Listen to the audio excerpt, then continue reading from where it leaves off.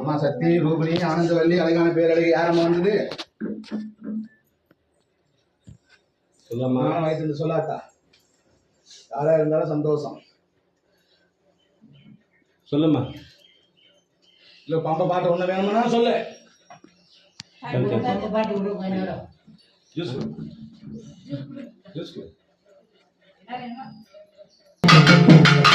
அம்மா சந்தோஷமா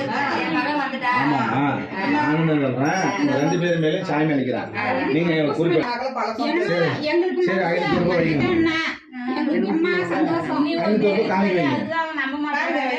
நீங்க வைமா